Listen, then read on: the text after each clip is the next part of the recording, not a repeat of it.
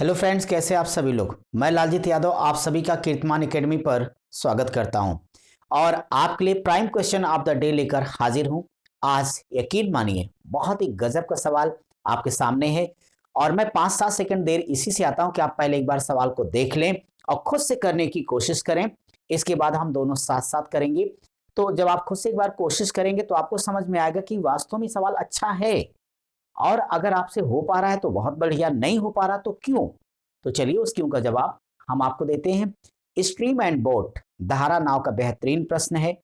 तो ठीक है, चलते हैं अपने इस आज के सवाल को मजे लेके सॉल्व करते हैं।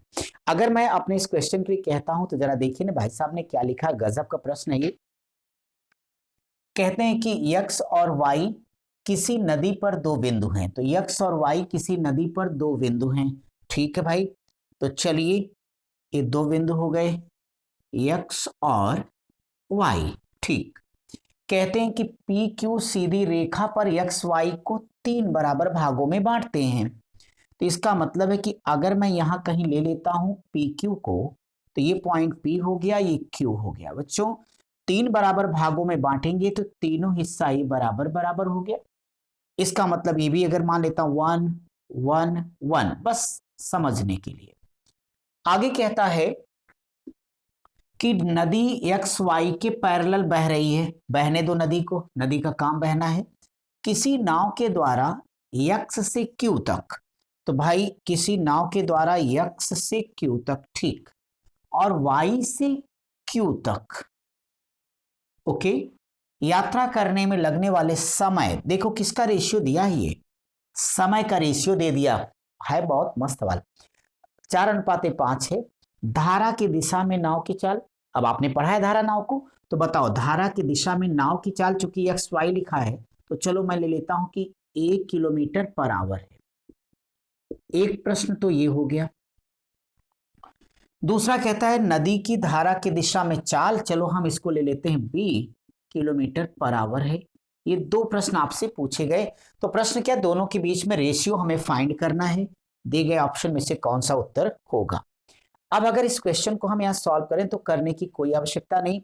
आपने पढ़ा है कि धारा की दिशा में नाव की चाल बराबर शांत जल में नाव की चाल प्लस धारा का वेग। मैं उसी कॉन्सेप्ट का यूज कर रहा हूं। और समय बराबर दूरी बटा चाल, तो समय बराबर दूरी बटे चाल जब आप करेंगे, पहले केस में 1 1 2 हो जाएगा, तो 2 बटे ए अब प्लस बी कर देना। और फिर एक ही केस आएगा जब विपरीत दिशा में होंगे, तो 1/a-b का रेशियो दिया गया 4/5 का। आप सॉल्व करेंगे तो ये हो जाएगा 2/a+b इंटू क्या होगा बोलो भाई, a-b/1 इज इक्वल टू 4/5 के, तो 4/5 हो जाएगा।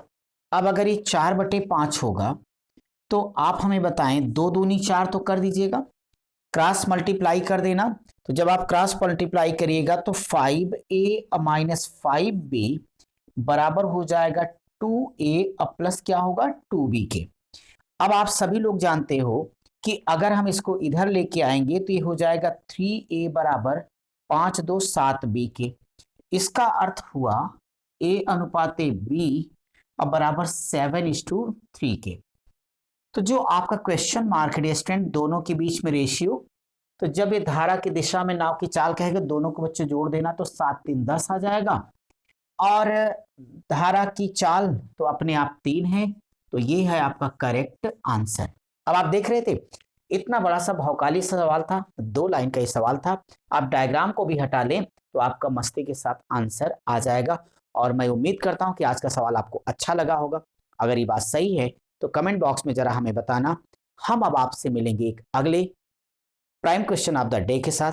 तब तक आप सब पढ़ते रहिए, स्वस्थ रहिए, अपने लक्ष्य को याद रखिए।